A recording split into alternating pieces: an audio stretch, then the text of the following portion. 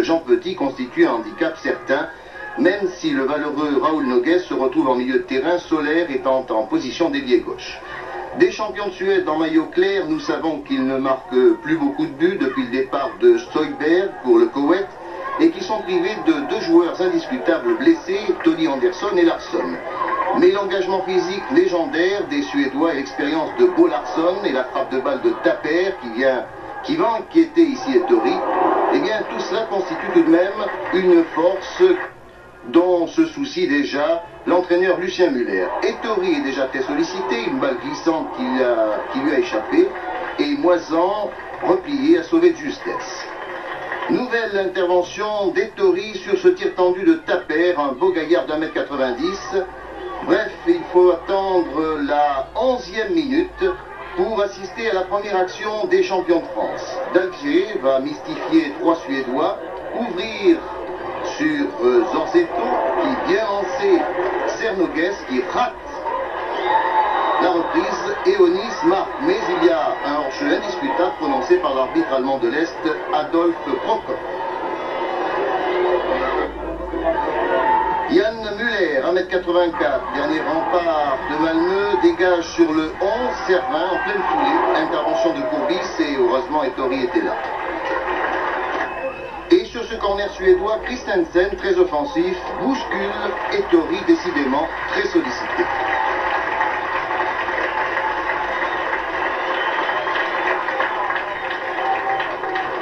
Encore un long raid suédois, la manière britannique. L'entraîneur Bob Houghton a été à Ipswich. Andre Lundberg pour Stepper et Ettori intervient avec bonheur et inspiration. Une belle action des champions de France au départ. Solaire qui passe à Onis. Noguès passe à Chaussin en retrait. Mais Solaire tire, mais n'inquiète pas, Jan Müller, excellent sur les balles hautes. La mi-temps intervient 0-0, mais Monaco semble plus rassuré, les Suédois s'essoufflent. Alain Moisan, très inspiré sans France, à l'aile droite, centre, mais maladresse des attaquants monégasques, personne devant les buts de Müller. Et puis cette longue descente de Chaussin pour Dalger, le capitaine. Onis manque son tir à gauche des buts du poteau suédois.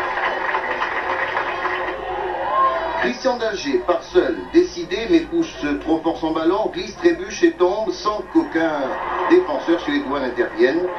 Et pourtant il proteste.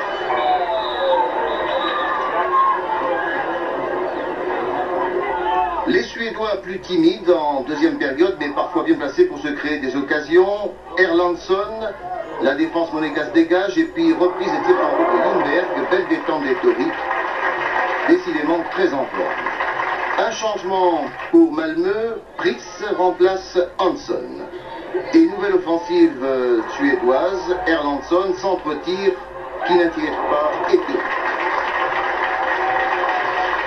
Et c'est à Monaco que l'on change également un joueur. Le jeune Gudimar rentre et sorti de Onis souffrant des adducteurs.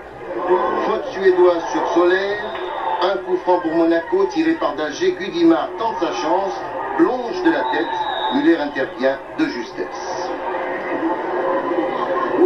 Sur cette action, une faute de Courbis sur Kampval,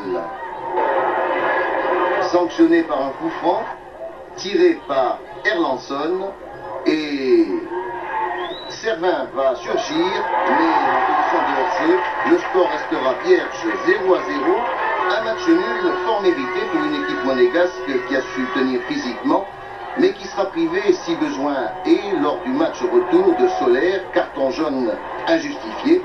Monaco a cependant manqué d'inspiration en raison de l'absence de Jean Petit, la défense est parfois affolée, mais ce score vierge de 0-0 qui préserve la qualification pour les huitièmes de finale, on le doit aussi beaucoup à Jean-Luc Ettori.